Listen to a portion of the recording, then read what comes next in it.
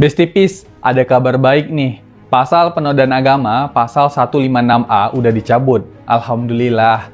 Buat Bestipis yang nggak ikutin perkembangan, jadi DPR udah resmiin rancangan Kitab Undang-Undang Hukum Pidana atau RKUHP jadi undang-undang. RKUHP emang kontroversial.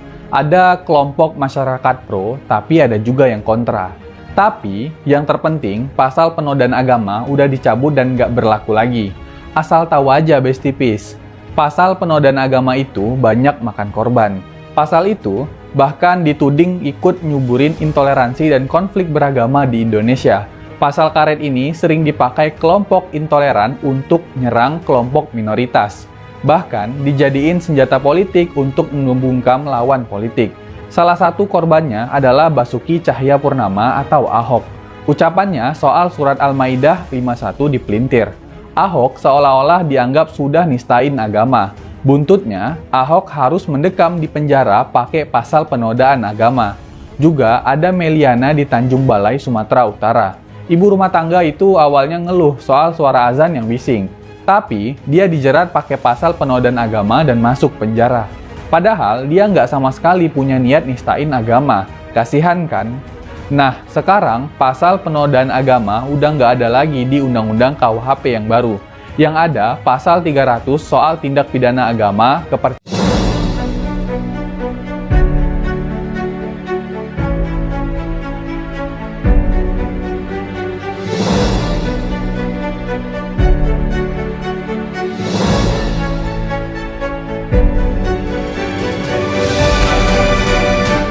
Haleluya, haleluya, Assalamualaikum warahmatullahi wabarakatuh, salam Aki.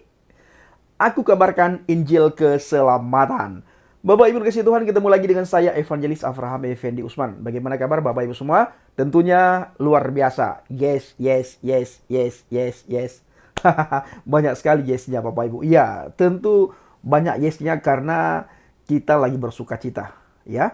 Kita lagi bersuka cita. Memang anak-anak Tuhan itu diwajibkan untuk bersuka cita.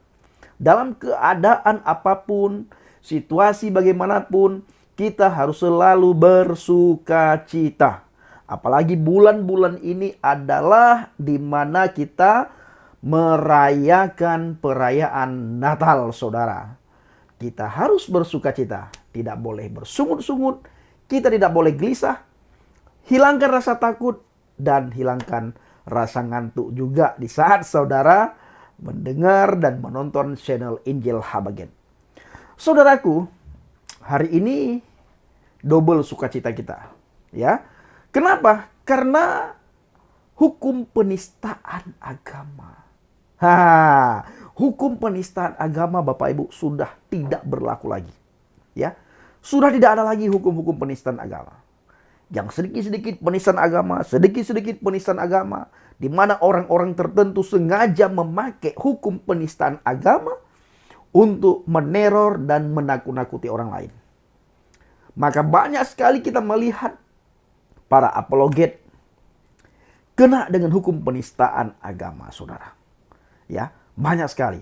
Tetapi atau sementara dari pihak sebelah jelas menoda agama orang lain, menoda keyakinan orang lain, menghina, mengolok-ngolok iman orang lain. Biasa saja mereka. Ya, mereka biasa saja Bapak Ibu. Tetapi ketika kita bertanya, mempertanyakan, ada data, ada fakta, tidak ditambahkan dan tidak dikurangkan, kena dengan hukum penistaan agama. Maka dari itu Bapak Ibu, kita hari ini bersuka cita karena hukum penistaan agama goodbye. Saudaraku, di sebuah artikel di situ ditulis sempat digugat Gus Dur, pasal penistaan agama dalam KUHP dihapus. Guntur Romli, senjata kelompok intoleran dan radikal. Fajar.co.id, Jakarta, politisi PSI Muhammad Guntur Romli mengomentari ihwal RKUHP. Menurutnya yang menarik adalah pasal terkait penodaan penistaan agama telah dihilangkan dalam KUHP yang baru disepakati. Pasal itu telah digugat oleh mantan Presiden Abdurrahman Wahid atau Gus Dur ke Mahkamah Konstitusi ketika saat itu dipimpin oleh Bapak Mahfud MD, tapi ditolak. Dengan segala pro dan kontra, RKUHP disahkan menjadi UU KUHP, tapi berlaku efektif setelah 3 tahun. Yang menarik di UU KUHP ini sudah tidak ada lagi pasal penodaan penistaan agama. Sudah tidak ada lagi pasal penodaan penistaan agama. Sekalipun seperti itu Bapak Ibu, kita tidak boleh mengolok-olok, menghina agama orang lain, menghina iman orang lain, menghina Tuhan orang lain.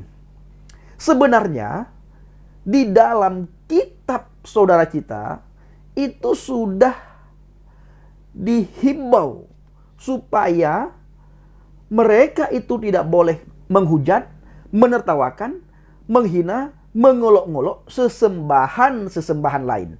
Tidak boleh. Kalau kita tidak beriman ya sudah. Kalau kita tidak percaya ya sudah. Kita jangan menghina kepercayaan orang lain. Kita jangan menghina iman orang lain. Kita jangan menghina agama orang lain. Bayangkan bila agama kita dihina, kepercayaan kita diolok-olok, iman kita ditertawakan, kitab kita ditafsir menurut udelnya orang itu. Bagaimana pikiran dan perasaan kita? Ini harus dipikirkan. Introspeksi masing-masing. Berdakwah silahkan menurut koridor masing-masing. Ya, kami memberitakan Injil kepada semua orang. Itu bebas. Karena kami tidak membawa agama. Membawa Injil. Kenapa? Karena di dalam Injil itu ada kedamaian, ada sukacita, dan ada pribadi yang bisa membawa seseorang ke surga. Ini yang kami bawakan. Ini yang kami beritakan. Kami tidak pernah membawa agama Kristen supaya agama Kristen diterima oleh banyak orang. Tidak. Kenapa? Karena agama tidak ada yang bisa menyelamatkan umat manusia. Jaminan kepastian keselamatan di agama manapun tidak ada dan tidak pernah saudara jumpai. Contohnya, kalau Anda masuk agama A, maka agama A menjamin keselamatan Anda. Agama A bisa membawa Anda ke surga. Agama A tidak akan membuat Anda masuk neraka. Tidak ada yang berkata seperti itu di dalam agama manapun. Tidak ada saudara. Bahkan pada nabi dan rasul manapun tidak ada yang berani berkata seperti yang dikatakan oleh Adonai Yesus HaMashiach. Akulah jalan kebenaran dan hidup. Tidak ada seorang pun yang datang kepada Bapa kalau tidak melalui aku. Ini iman, saudara. Ini kata firman, bukan kata agama. Kata firman. Maka ini yang kami bawa. Dengan penuh kedamaian, dengan kelembutan, dengan kerendahan hati, tanpa menghina, mengolok, dan menertawakan iman orang lain. Nah, saudaraku para pencinta channel Injil Habaget, kita mengajak teman-teman kita dari seberang supaya selalu menempatkan hati dan pikirannya di tempat yang netral. Ya. Dan terus introspeksi. Jangan mengolok agama orang lain, jangan menghina agama orang lain. Introspeksi, bila agamaku dihina, bila agamaku diolok-olok, bagaimana perasaanku, bagaimana hatiku? Sedihkah? Atau marahkah? Atau biasa-biasa saja? Nah, ini perlu direnungkan oleh setiap pemeluk agama. Sehingga kita tidak bersinggungan antara satu dengan yang lain. Nah, jadi hablum minallah wa hablum minan nas itu benar-benar diterapkan. Bagaimana hubunganmu kepada Tuhan dan bagaimana hubunganmu antar sesama manusia itu harus diterapkan di dalam kehidupan sehari-hari. Bila ini diterapkan, maka tidak ada istilah penistaan agama. Sedikit-sedikit penistaan agama. Menghina agama lain boleh, tetapi agama kita tidak mau dihina.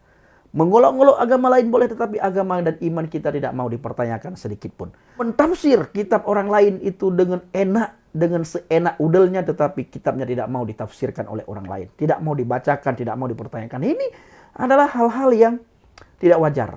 Maka perlu introspeksi, terus introspeksi, terus introspeksi. Saya lanjut membaca Bapak Ibu ya. Nah, pasal 156A pernah digugat Gus Dur ke MK tapi gagal. Kini di UU KUHP sudah hilang, ucapnya dalam unggahannya Rabu tanggal 7 bulan 12 2022. Guntur mengatakan istilah penodaan agama dalam KUHP lama merupakan istilah karet. Nah, Bapak Ibu, istilah karet. Yang beda penafsiran, pemahaman dengan kelompok yang mayoritas bisa dituduh menodai agama. Meskipun masih dalam satu agama. Meskipun dalam satu agama, satu iman, satu akidah.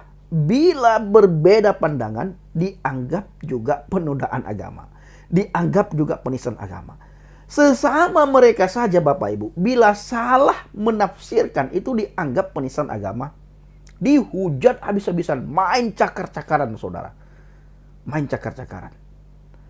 Ya, saya lanjut baca. Pasal yang sering dipakai senjata kelompok-kelompok intoleran dan radikal tambahnya. Dalam UU KUHP yang baru kata dia, tidak ada lagi istilah penodaan agama, tapi lebih ke soal permusuhan, kebencian, hasutan, diskriminasi, ancaman kekerasan, dan kekerasan yang berbasis pada soal agama. Ini pasal-pasal tindak pidana terhadap agama dan kepercayaan di UU KUHP baru. Fokusnya melindungi orang-orang untuk memeluk agama atau kepercayaan dari segala bentuk permusuhan, kebencian, kekerasan, diskriminasi, juga melindungi kehidupan beragama serta rumah ibadah. Tandasnya, diketahui Gus Dur sempat menggugat Undang-Undang Penetapan Presiden Nomor 1 Tahun 1965 tentang pencegahan penyalahgunaan dan atau penodaan agama. Saudaraku para pencinta channel Injil Habaget. Ini adalah kabar baik. Ya, kabar baik juga bagi kita saudara. Karena kita setelah ini tidak lagi mendengar penistaan agama. Penistaan agama, penistaan agama. Di mana penistaan agama ini selalu menunjuk saudara. Ya, penistaan agama ini selalu menunjuk. Menunjuk si A, menunjuk si B, menunjuk si D, menunjuk si E. Itu selalu menunjuk. Tetapi tidak pernah ditunjuk. Ini hukum penistaan agama yang kita lihat selama ini di bangsa dan negara kita. Seolah-olah hukum penistaan agama ini tidak berlaku bagi masyarakat umum. Hanya berlaku bagi minoritas.